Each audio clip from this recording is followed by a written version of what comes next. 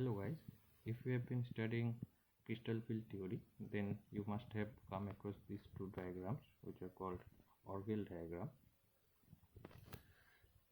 So Orgel diagram basically provides us information regarding the spin only transitions in a transition metal complex. These two diagrams alone represents all the transition metal systems, that is from D1 to D9 system. So I have seen many people have so much confusion regarding to the Orgel diagram due to the presence of so many terms and symbols in the diagram, but trust me, it is very simple. If you focus on certain points, then you will never have any confusion in future. So let us break it down and understand each terms used in these diagrams. So the first diagram is for representing the T1, T4, T6 and T9 system, whereas this one represents T2, D3, D7 and D8. You just need to remember these points, that this diagram is for D2, D3, D7, D8, and this one is for T1, T4, T6 and T9, and of course T5 is, T5 has nothing to do with Orgel diagram. I'll be explaining later why. So if we try to understand the terms used in this diagram, so here this is the Russell-Saunders state, of the free metal ion. Now as we are applying crystal field, as it is the metal ion binds with any ligand, that is we are applying any crystal field to it, so the terms get splitted into molecular symbols. So here you need to remember how the terms split in presence of crystal field. So you need to remember a table.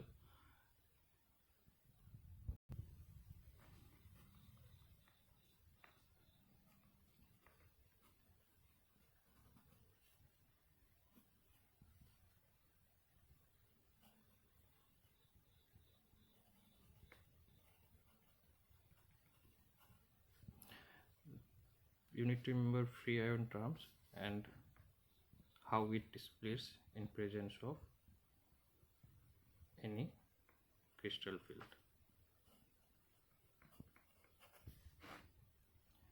If we have the term S, it will not get splitted, it will be as A1, and P is also remains as T1.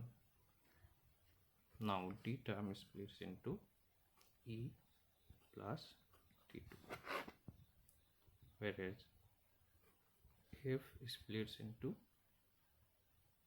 A2 plus T1 plus T2. G splits into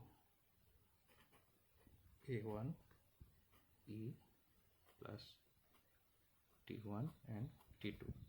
This table you need to remember. Now one more thing you should remember here, that the terms and the corresponding symbols, the degeneracy level will be the same. For S there is degeneracy is 1 and A term is also having degeneracy of 1. P term we know the degeneracy is 3 and corresponding T1 is also having degeneracy of 3. D has degeneracy level 5 it is split into E plus T2. E has degeneracy level of 2 and T2 has degeneracy level of 3. Similarly, F, which is a 7 degeneracy level, it is split into A2 plus T1 and T2, 1 plus 3 plus 3. G, having 7 degeneracy level, split into A1, that is 1 plus 2 plus 3 plus 3, 7. Now, these levels are called Russell-Saunders terms,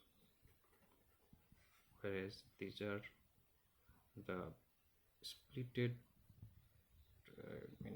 terms are called Mulliken simple.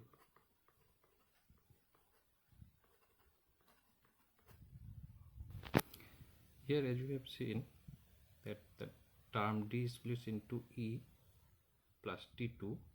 So in the T1 system, the term D gets split into T2G and EG. So we have used term G if we have taken the octahedral system, it will be T2G and EG, and for tetrahedral system the term G will not be there, only T2 plus E. Now one more point, we should understand how the T term appeared for all these systems.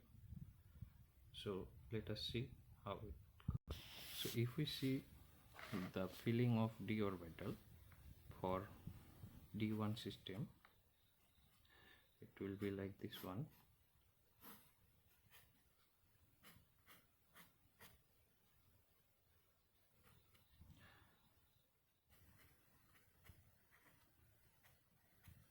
These are the L value, small l, of corresponding orbitals. Now, for determining the Russell-Saunders terms, we need to calculate the capital L, that is the summation of small l. And here for the single electron system, it will be only one electron, so it will be 2. Now, for L value 2, the corresponding term is D. Again, you need to remember the terms corresponding to the L value. When L is equal to 0, the term will be S. For 1, it will be P. For 2, it will be D. For 3, it will be F. For 4, it will be G, and it goes on. So for D1 system, we got the term to be D. Similarly, if we take D6 system, again we will see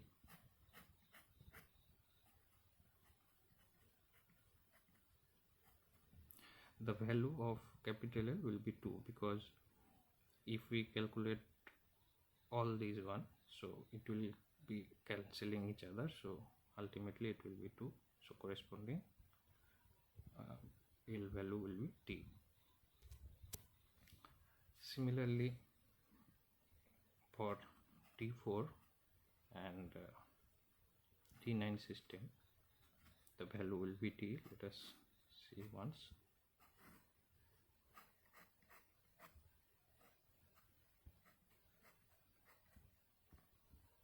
So if we add plus 2 plus 1 3 plus 0 3 minus 1 is equal to 2. So thus we have got the value of D, and we have seen that the term D gets split into E plus T2. So for all these systems, the free ion term D gets splitted in presence of any crystal field, that is when it's complex, when it forms complex with any ligand, so it gets splitted, the energy level of the orbital gets splitted into two states, that is T2G and EG. Now let's understand the left hand side of the curve. So we have taken this transition from T2G,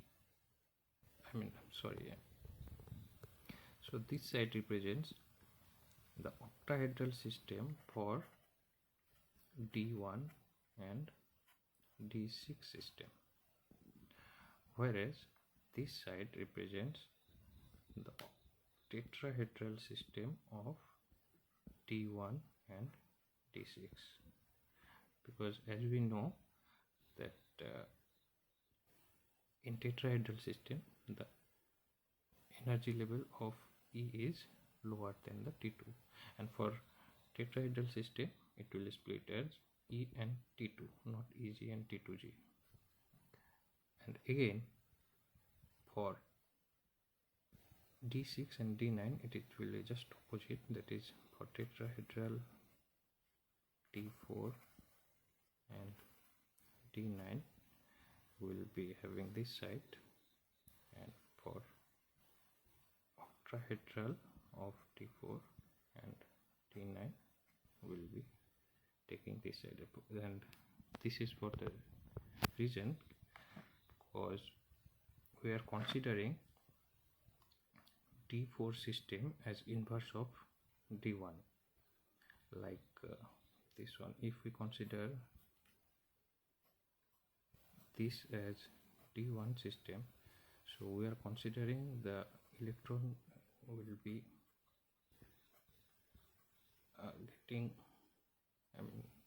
will jump from T2G level to EG level.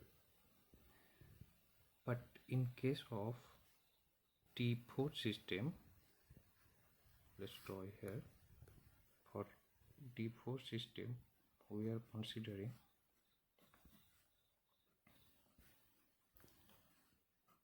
when the electron jumps here from here, we are considering that a positive hole is actually jumping here from here. So that is why we will be considering the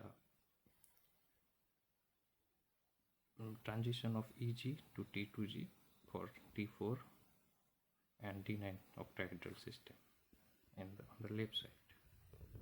Now if you consider, if you look into the other diagram, which is for T2, T3, T7 and T8 system, so let's again calculate the how this F term and P term arrives for these systems. For this again we need to calculate the orbital fulfilling of the electrons in the T2 system. For T2 it will be like this.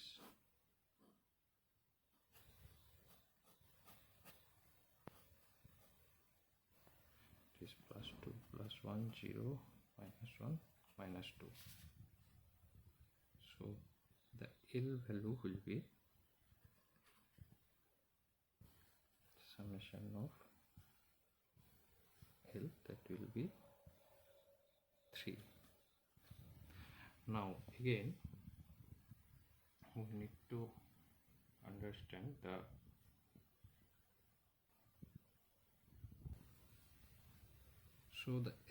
allowed L values would be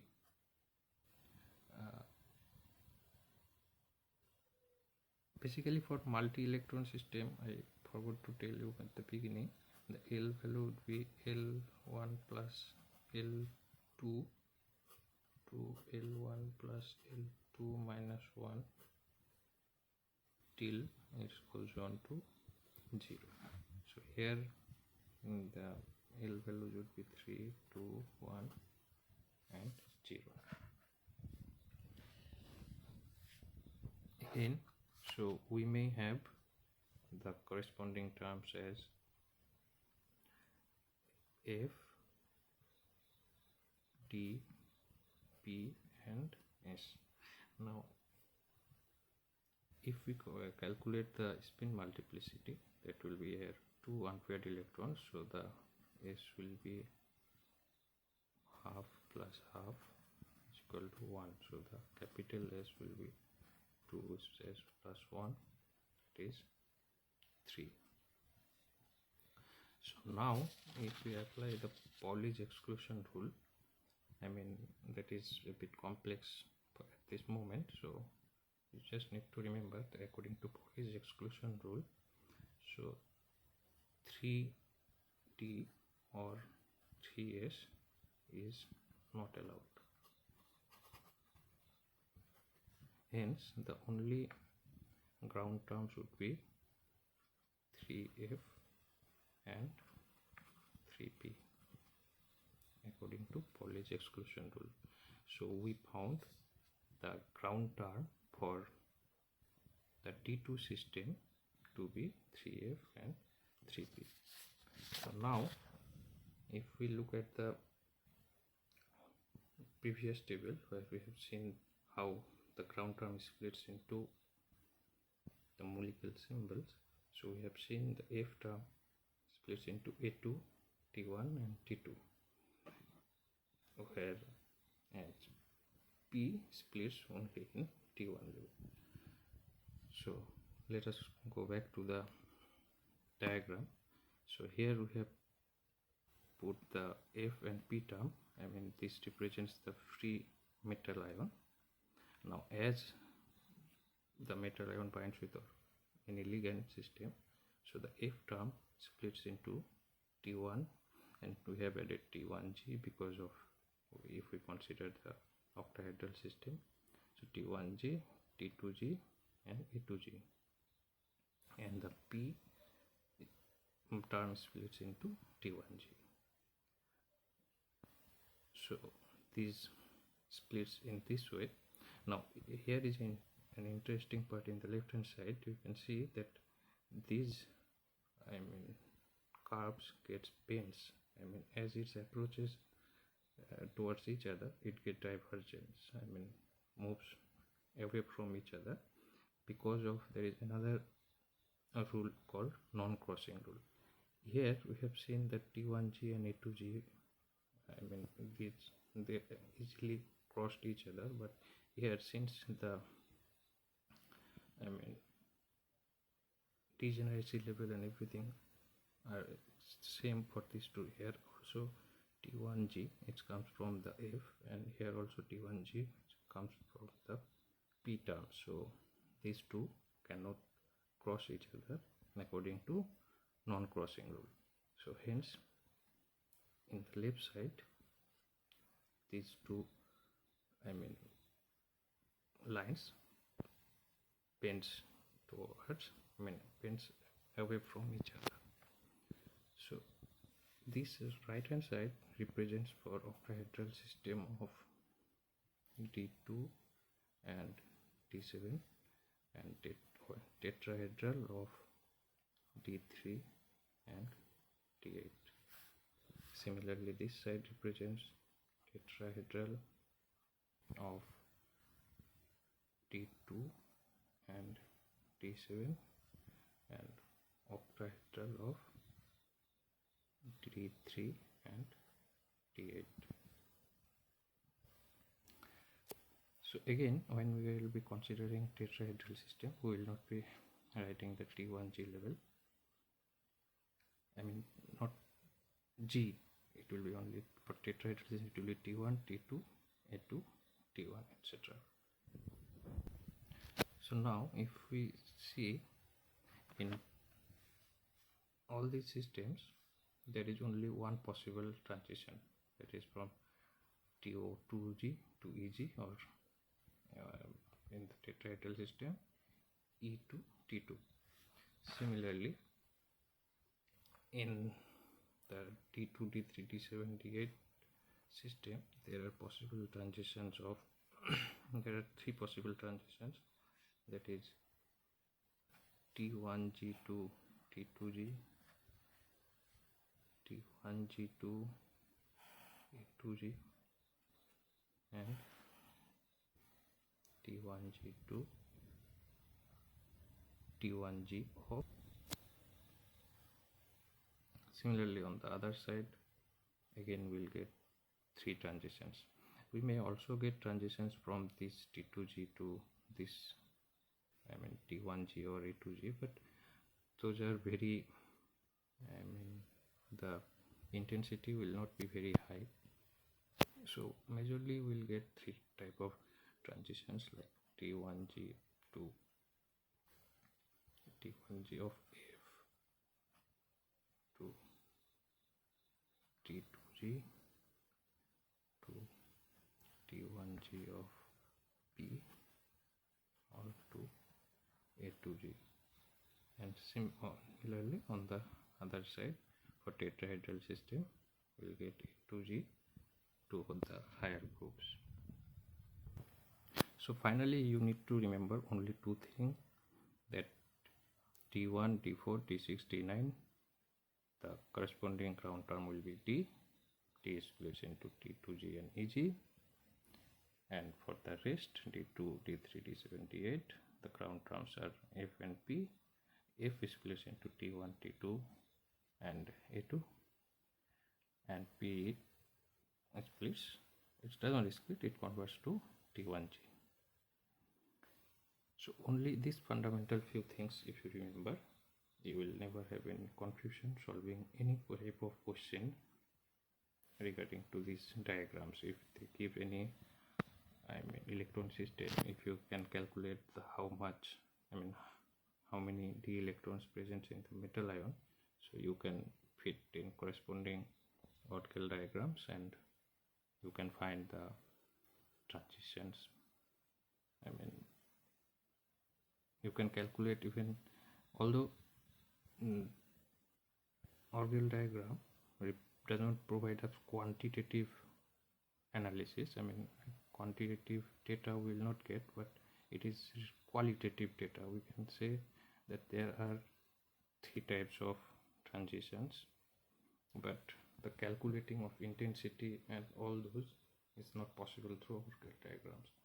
Few other things you should remember, that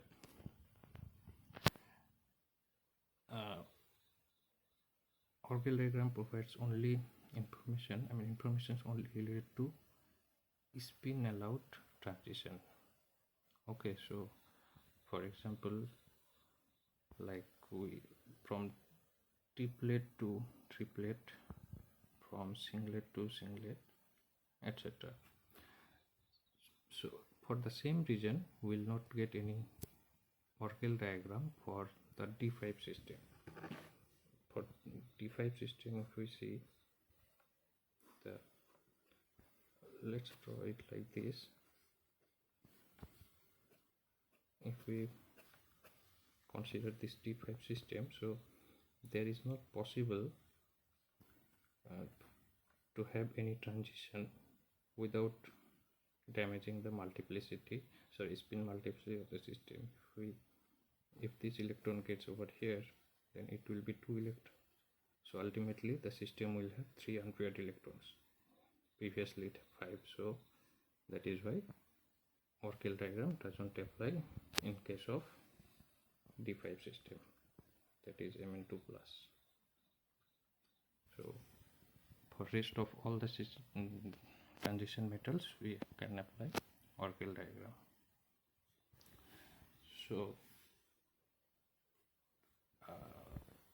So at the end I would like to say, since this is my first video, so there are so many fumbles, and please don't mind that. And if you somehow like the gist of the lecture, then please do like and subscribe, as it helps YouTube algorithm to spread the video.